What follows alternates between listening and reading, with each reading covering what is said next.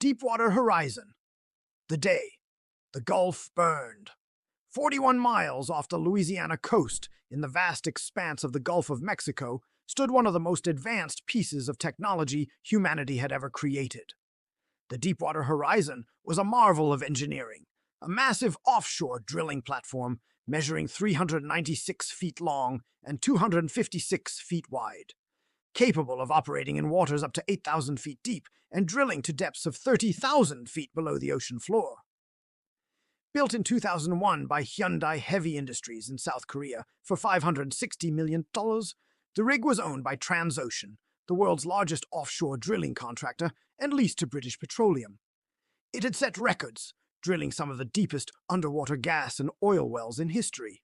The platform represented humanity's reach into the final frontier of fossil fuel extraction, the ultra-deep waters of the continental shelf.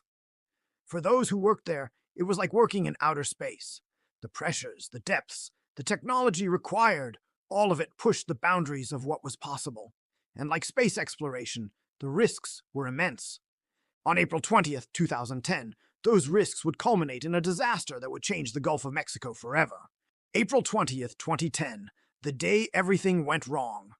The Deepwater Horizon was drilling on the Macondo prospect, located on Mississippi Canyon Block 252. BP had purchased the mineral rights to this location in March 2008, and drilling had commenced in February 2010 at a water depth of approximately 5,000 feet. The well itself extended thousands of feet deeper into the Earth's crust. By April 20th, the crew was in the final stages of temporarily sealing the well with cement, so the platform could move to another location. It was supposed to be routine, a well-executed procedure they had performed countless times before. But beneath the ocean floor, something was going catastrophically wrong. A cement barrier that was meant to seal the well and prevent hydrocarbons from escaping had failed. High-pressure methane gas, which had been trapped in the geological formations deep below, found a pathway through the compromised cement seal. The gas began rushing up the wellbore through the riser pipe that connected the seafloor to the platform 5,000 feet above. At approximately 7:45 p.m. Central Daylight Time, the methane gas reached the drilling platform. In the open air of the rig, it expanded rapidly and ignited. The explosion was massive. Fire erupted across the platform, turning the marvel of engineering into an inferno. Alarms blared. Emergency systems activated. Workers scrambled to escape the flames that were consuming their workplace. The night sky lit up with an orange glow visible for miles. 11 men never made it off the platform. They were never found, despite a 3-day search operation by the U.S. Coast Guard. Their bodies were likely consumed by the initial explosion or lost to the depths of the Gulf. 17 others were injured as 94 crew members were evacuated by lifeboats and helicopters in a desperate rescue operation. For 2 days, the Deepwater Horizon burned. Fireboats battled the blaze, spraying water onto the inferno, but the fire was fed by the oil and gas still flowing from the well below. On the morning of April 22, 2010, the platform finally succumbed. The massive structure capsized and sank to the ocean floor, settling near the well it had been drilling. When the rig sank, it ruptured the riser pipe. This pipe had been injecting drilling mud into the well, a heavy fluid designed to counteract the upward pressure of oil and natural gas. With the riser severed and no opposing force to contain it, oil began pouring directly into the Gulf of Mexico. An underwater catastrophe. That afternoon, underwater cameras revealed the nightmare that was unfolding on the seafloor. The damaged wellhead pipe was gushing oil and gas into the ocean at an alarming rate. What had started as an industrial accident had transformed into an environmental catastrophe. BP initially estimated the flow rate at 1,000 to 5,000 barrels per day, numbers that would later prove to be drastically, perhaps deliberately, underestimated. The flow rate technical group, composed of independent scientists, would later estimate that the initial flow rate was closer to 62,000 barrels per day. Oil was hemorrhaging from the wound in the seafloor at a rate never before seen in the history of offshore drilling. The oil didn't simply float to the surface. At depths of 5,000 feet, where the water is perpetually dark and just above freezing, where the pressure is crushing, the oil behaved in unexpected ways. Some of it formed vast underwater plumes that drifted through the deep ocean. Some rose to form massive slicks on the surface that could be seen from space. The disaster was unfolding in 3 dimensions across the entire water column of the Gulf. For 87 agonizing days, the oil flowed.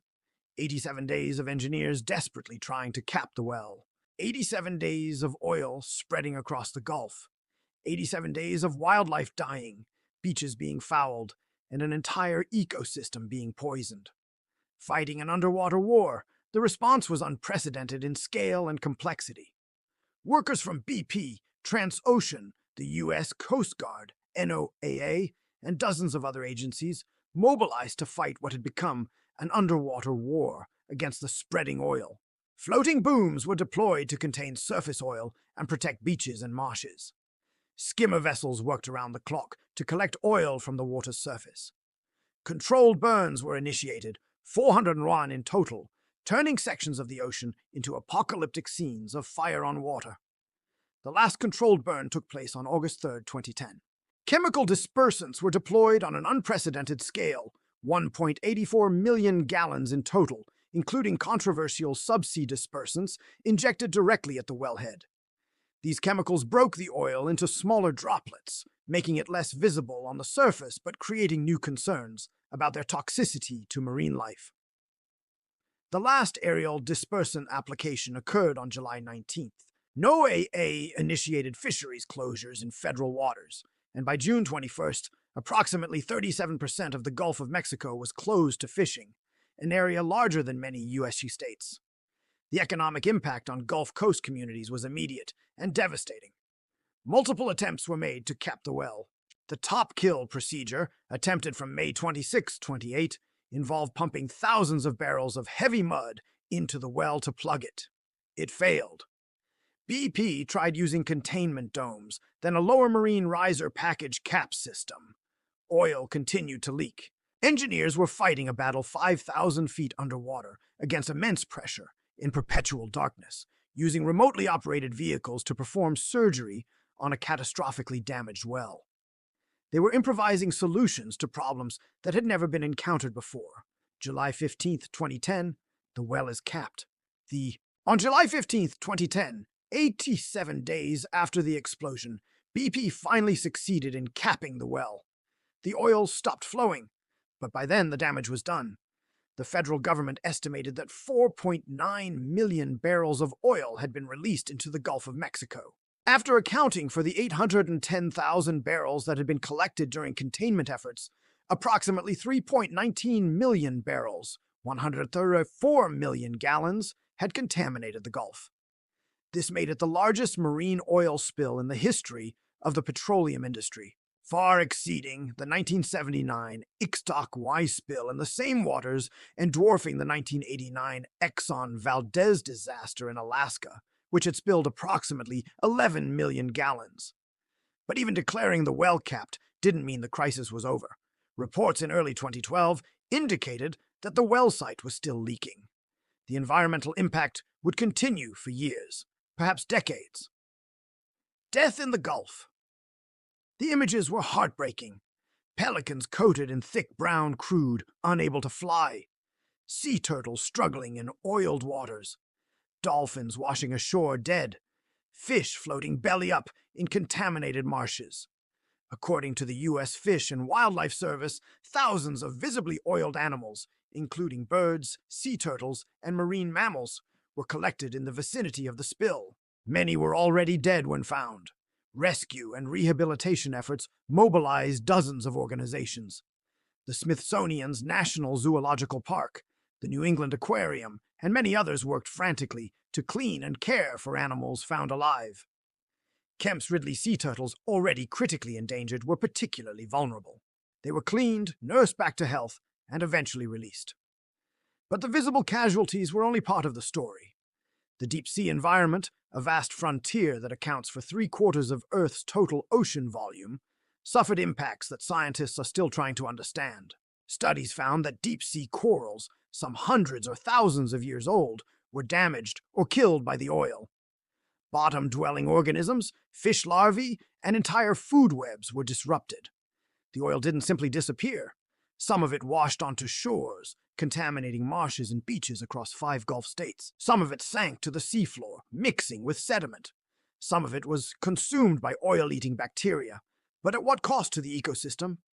Researchers continue to study these questions more than a decade later. The economic impact was equally devastating. The fishing industry suffered catastrophic losses.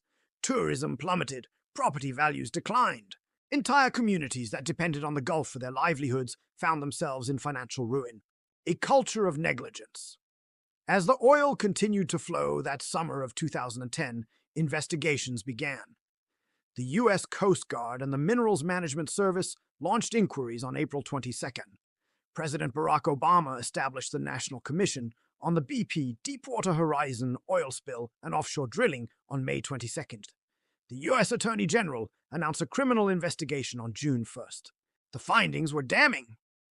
On November 9, 2010, the Oil Spill Commission reported that there had been a rush to completion on the well. There was not a culture of safety on that rig, the co-chair stated.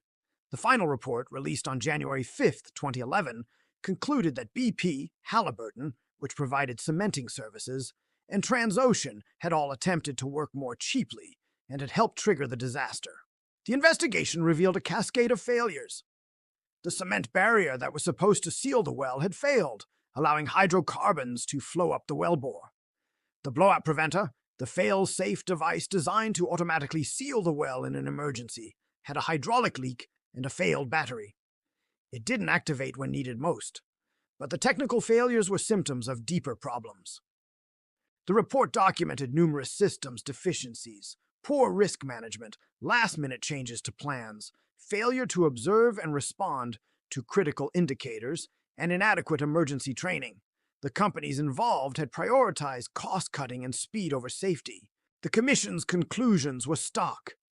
Conditions on the Deepwater Horizon had been particularly concerning, and many lapses in safety could be traced back to a culture both within BP and the broader industry that did not value safety enough.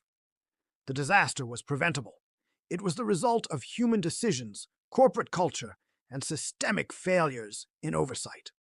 Justice and restoration. The legal and financial consequences were historic. In December 2010, the United States filed suit against BP and other defendants. On September 4, 2014, a federal judge ruled that BP was guilty of gross negligence and willful misconduct. BP ultimately agreed to pay $5.5 billion in Clean Water Act penalties, the largest environmental fine in U.S. history, plus up to $8.8 billion in natural resource damages. The total cost to BP would eventually exceed $65 billion, when including cleanup costs, fines, settlements with businesses and individuals, and restoration projects. But no amount of money could bring back the 11 men who died, restore the damaged ecosystems, or erase the trauma experienced by Gulf Coast communities. Restoration efforts continue. Under the Natural Resource Damage Assessment process, trustees are working to restore injured natural resources, including fish, bottom-dwelling organisms, near-shore ecosystems, birds, sea turtles, and marine mammals. Billions of dollars have been allocated to restoration projects across the 5 Gulf states. Scientists continue to study the long-term impacts. Dolphin populations showed unusual mortality events in the years following the spill. Fish with lesions and deformities were documented. The full extent of the damage to deep-sea ecosystems remains unknown. Some researchers estimate it will take decades for certain species and habitats to recover, if they recover at all. Lessons learned and lessons forgotten. The Deepwater Horizon disaster led to some reforms. A new agency, the Bureau of Safety and Environmental Enforcement, was created to track and enforce offshore drilling safety issues, something that had previously been handled by the same agency that collected royalties from drilling, creating an obvious conflict of interest. New regulations were implemented. Safety standards were strengthened, but many experts worry that the changes didn't go far enough. Terry Garcia, former deputy administrator of NOAA and a member of a major safety commission after the disaster, expressed concern that reforms were too narrowly focused. "We have this tendency to fight the last war, to prepare for the last incident that occurred," he noted.